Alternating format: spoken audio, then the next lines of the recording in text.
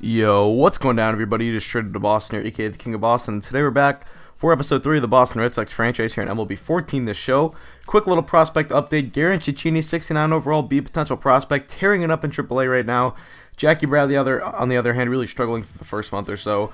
And pitching-wise, Ruby De La Rosa and Brandon Workman both doing stellar out of the bullpen. I moved Workman back to the rotation, though, because I do want to stretch him out and have him pan out as a starter in our rotation for the future, not more, or just, not just a bullpen piece. So anyway, we enter this game 12-15, game 2 of a 3-game set against the Tampa Bay Rays, an ALDS rematch. Rays at the bottom of the division, 10-18. Pitching matchup will be Felix Doubront versus Alex Cobb, two bright young arms in today's game. I have my own thoughts on Doubront. I personally think that he's got great stuff, but I'm not sure if he's ever going to put it together consistently, and I think he'll always kind of be what he is right now, which is a guy that can give you, you're never really sure what you're going to get from him. He can be anywhere from a number 2 to a number 5, quite frankly. He has his ups and his downs, and I think that's pretty much just what he's going to be. I'm not sure if he'll ever find consistency with this stuff, but either way, take a look at the Rays lineup. Pretty standard lineup for them. Logan Forsythe doing the DHing duties today. And you can see Felix Doubront's stats so far. Great year so far, though. 3.14 ERA, so looking to continue on that. First inning here, top of the first, I should say. Will Myers up, and he's going to pop this one up to right field. Victorino over. He will make the grab, and that is going to retire the side for the Rays. So we're going to move on to the bottom of the first inning. Red Sox lineup pretty normal. No major injuries or anything like that to report. So just the same opening day lineup that we had, and you can see Alex Cobb on the mound, struggling so far through 19 innings of work in I believe 5 separate starts. So not a great start to the season for Alex Cobb. But here we go, bottom of the first. Dustin Pedroia here to lead it off, and he shoots this one off the left center field wall. That's going to end up hitting the top of the wall. Pedroia into second easily, and the Red Sox pick up just where we left off last episode. Tons of offense, scoring a combined 23 runs in the 2 games that I played in the last episode. This episode, I can promise you, is not going to be the blowout. A lot of people were, I guess, discouraged by the fact that I do kind of blow out some. I can promise you guys that's not going to be a recurring theme. If I have to up the difficulty, I upped both the hitting and the pitching difficulty after last episode, so do not fret. Things will get more challenging and videos will be more entertaining. So here's a 4-6-3 double play after Victorino singled into left. Poppy ends up grounding into a 4-6-3 double play. Run comes home, but not exactly what we wanted. Now 2 outs in the inning. 0-2 count to Mike Napoli. Cobb from the full windup kicks and deals, and this one is going to be popped up into left field. Got under it just a little bit, and the left fielder, I believe that is David DeJesus, is over there to make the grab. So that's going to wrap up the first inning. Red Sox come out with a 1-0 lead early on, as you can see, on 2 hits, no hits for the Rays. Good job by Doubront so far. We're going to skip ahead to the bottom in the second. 0-1 count. Cobb in his long windup. Once again, kicks and deals. This one goes off of Cobb. It's actually going to hit his foot. He fires at the first base in time.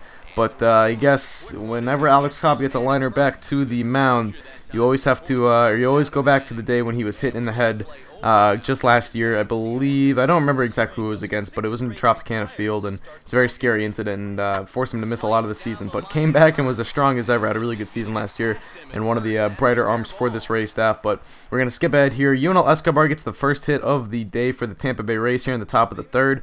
Escobar proving to be a Red Sox killer so far in really this season, and in this episode, as you'll see it. But here we go, a slow roller by Ryan Hannigan. Przinsky fires to second to get the out. Not a move I would usually do, but that was hit so short, and Przinsky gathered it quickly enough. I felt confident going to second, and that's going to pay off because Logan Forsythe, the next batter, he's going to hit this one into right field for a base hit. And if Yunel Escobar's on second on that play, a run scores, and it's 1-1 right now. But instead, it's first and third with 1 out. We keep the double play alive. Top of the order coming up, though, so it could be a little bit tough. Actually, Desmond Jennings, the 9-hitter, is up first. He actually pops this one up into deep right center field. That one's going to stay just on the warning track, but Sizemore cannot catch the ball. He misplays it. Kind of took a bad route. That's my fault right there. I mean, I personally just undercut the ball, and actually I guess Jennings did lead off for the Rays, so my mistake. It is top of the order. Now it's first and second with 1 out. A big at-bat here for Ben Zobrist, but Doubront induces the ground ball back to the pitcher. That holds the runner at third, and it's still second and third now with 2 outs. 3-2 count to Will Myers, and he's going to ground this one to Pedroia. At second, who will fire onto Napoli at first in time for the out, and Doubront escapes the jam, only gives up 1 run, and we enter the 4th inning with the tie game. Now bottom of the 4th, 1-1 count here, 1 out. Daniel Nava at the plate, and Nava crushes this one to deep center field. That one is back, and it looks like Jennings is going to play the one off the wall, deep 420 feet out there, and Nava going for third on the play, and he's in there safely. A rare triple for Daniel Nava. Not the best base runner on the team by a long stretch, but gets into third with less than 2 outs. So a big run scoring opportunity right here, and Xander Bogaerts, terrible at bat. He got a pitch to hit. It was a first pitch fastball right over the plate, but if you're going to swing at the first pitch and a bat like that, you've got to be sure to square that ball up. Instead, he gets under it, pop up to the catcher. Now 2 outs in the inning, 3-2 count. Brzezinski works a 7 or 8 pitch at bat right here, but ends up grounding this one softly to the second baseman Zobrist onto first in time, and that is going to be the inning. So a leadoff, or a 1-out triple I should say, ends up doing nothing for us, and we're going to head to the top of the 5th inning, score just 1-1 still. Yunel Escobar up, and Escobar slow roller to third. A tough play from Middlebrooks, but he makes the nice play, gets it to first in time. Middlebrooks, more of an offensive third baseman, not a great defender, but does make a nice play. And now later in the inning, top of the 5th still, 3-2 count, and Hannigan goes down for Dubron's first strikeout of the game. Hannigan, a player that I personally wanted the Red Sox to trade for this offseason, ends up striking out for the Rays, not exactly biting them in the butt so far. But this one is going to be lined into left, and that's going to get past Daniel Nava. Bad route to the ball, Sizemore over to play it, and he's going to fire it into second base, not in time. And I believe that was Evan Longoria getting in there with a double. You can see Daniel Nava just misplaying this ball. Bad attempt right there, and that ends up hurting the Red Sox, as now with 1 out, Loney's going to ground this one to second base. Pedroia fires to first in time. Now 2 away in the inning, but Longo does move up to third. Next batter is going to be David DeJesus. 0-1 count. This one grounded to Pedroia, once again getting a lot of work over there so far this episode. He fires to first though, and Dubron escapes the jam now through 6 innings. Just 1 run, a great start for Dubron so far. And now Alex Cobb, first pitch of the next inning to Shane Victorino, and Victorino lines this one into left center field. That one is going to 1-hop up off the wall. Victorino with plenty of speed gets into second easily as Jennings plays it into the cutoff man, and that's going to be a leadoff double for Shane Victorino. Middle of the lineup coming up. Great run scoring opportunity. 3-0 count to Ortiz, and probably not a pitch you want to be swinging at on 3-0 if you're David Ortiz. Does move the runner over, but once again, kind of a bad time for a productive out right there.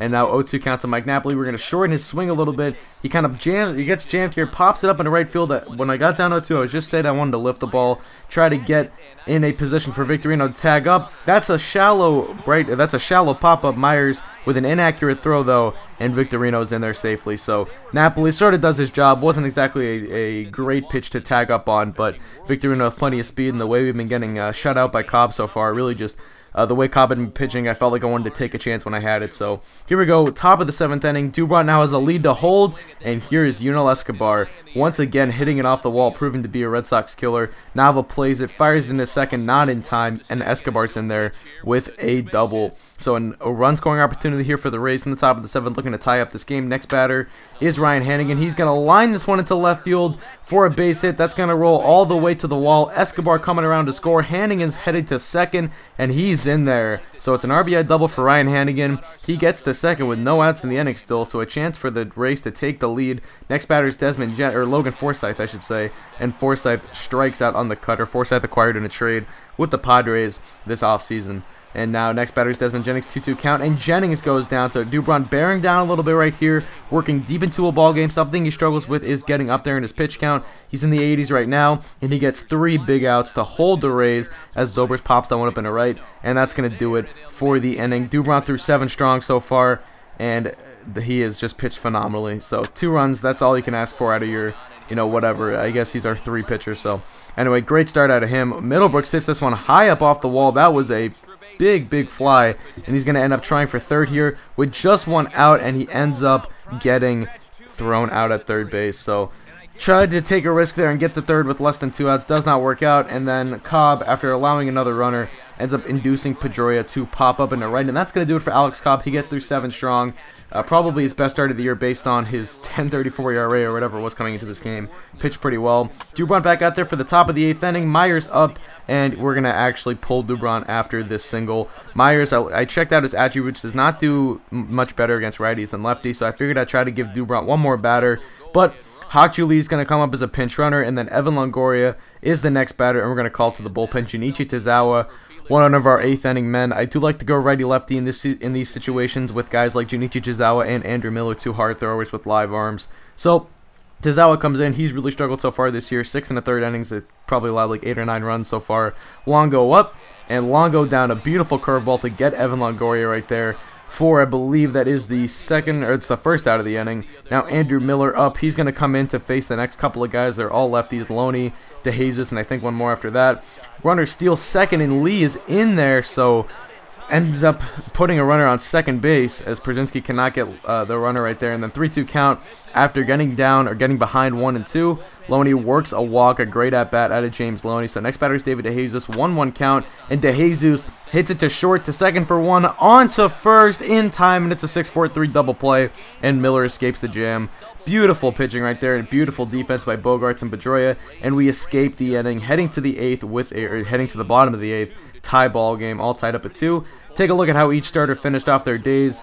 Dubron allowed a couple more hits, also had a couple more strikeouts, so pretty similar days for each starter. Kirby Yates is going to come on to pitch for the Rays now to face the first 2 batters of the inning. David Ortiz up, 3-1 count. That's a hanging breaking ball to deep right field. If it's fair, it's gone. It's very fair, and it is gone. A solo home run for David Ortiz, and he puts the Red Sox on top 3-2 in the bottom of the 8th inning. How many times have we seen David Ortiz come up clutch throughout his career? He does it again against Tampa, a division foe, and he gives us the lead. A huge home run right there for David Ortiz. Juan Oviedo, formerly Leo Nunez, into the game now for the next batter, Mike Napoli. Second pitch of the game, and that one is driven to deep right center field. That one's back, and it is gone. It clears the wall into the bullpen, and Mike Napoli goes back-to-back with David Ortiz. A rare opposite field home run for Mike Napoli.